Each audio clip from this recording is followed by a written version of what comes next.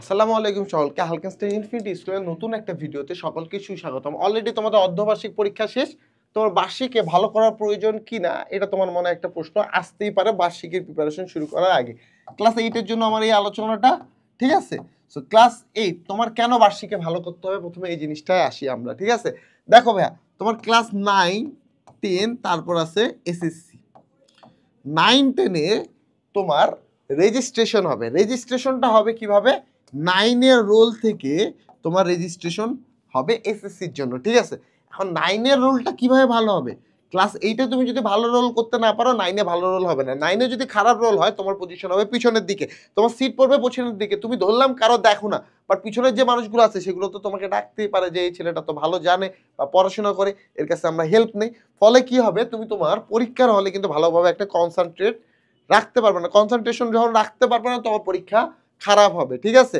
Plus তুমি যখন পিছনের দিকে পড়বা, তোমার কিন্তু পড়াশোনার ইচ্ছা শক্তিটা অনেকটা কমে যাবে, ঠিক আছে? প্লাস বাবা মা তো আছে, আমাদেরকে গাইড দিবে, তোমাকে কেউ ভালো চোখে দেখবে না।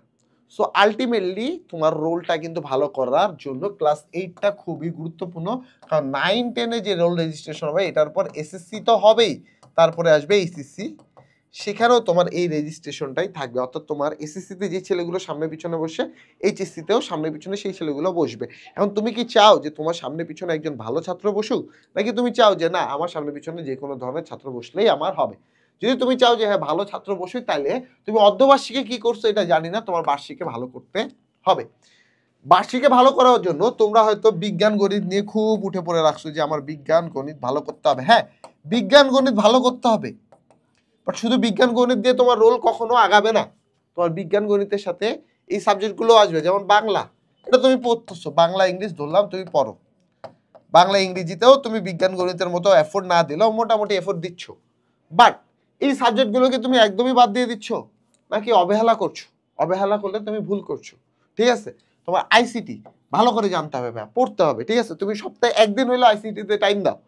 বাংলাদেশ ও বিশ্ব পরিচয়, তুমি পরীক্ষার আগের 2-3 দিন বাংলাদেশ বিশ্ব পরিচয় পড়ে গেলা, পরীক্ষা হলে লিখতে গেলে তুমি কখনোই ভালো করে লিখতে পারবা না।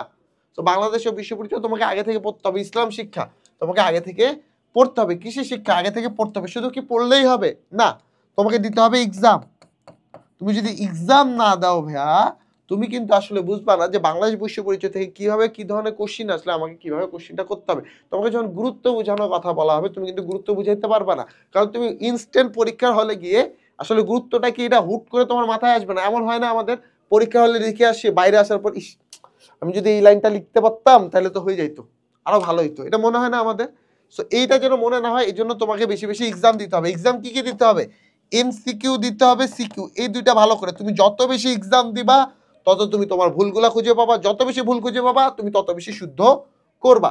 এক্সাম দিতে হবে, এমসিকিউ দিতে হবে, সাথে কি করতে হবে? রেগুলারিটি মেনটেন করতে হবে। তোমাকে রেগুলার পড়াশোনাটা করতে হবে। তুমি ধরো আজকে আমার এই ভিডিও দেখার পর 6 ঘন্টা পড়াশোনা করলাম, আজকে 6 ঘন্টা পড়তে গিয়ে সামনে তুমি 3 দিন পড়াশোনাই করলা না।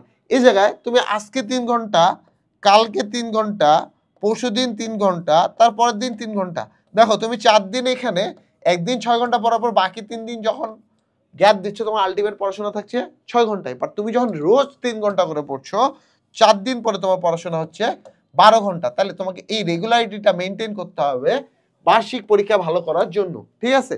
সো তোমরা যদি বার্ষিক পরীক্ষা ভালো করতে চাও এবং তোমাদের যদি কোনো কিছুতে সমস্যা থাকে, তোমাদের জন্য আমাদের আছে এই যে দেখো হালকেনস্টাইন স্কুলের one stop academic programme class 8। এখানে সকল বিষয়ে ক্লাস আছে, স্পেশাল এক্সাম ব্যাচ আছে যেখানে তুমি এক্সাম দিয়ে তোমার ভুলগুলো জানতে পারবা, দাগানো বই আছে যেখানে তোমার যে অংশগুলো সমস্যা, অর্থাৎ শুধুমাত্র গুরুত্বপূর্ণ যে অংশগুলো এগুলো আছে, তোমার যে সমস্যাগুলো আছে এগুলো সলিউশনের জন্য তোমার জন্য আছে ইনফিনিটি ভাইয়া এআই টুল। অর্থাৎ অল্প কিছুর মধ্যে অল্প কিছু টাকায় অনেক কিছু আছে, ঠিক আছে?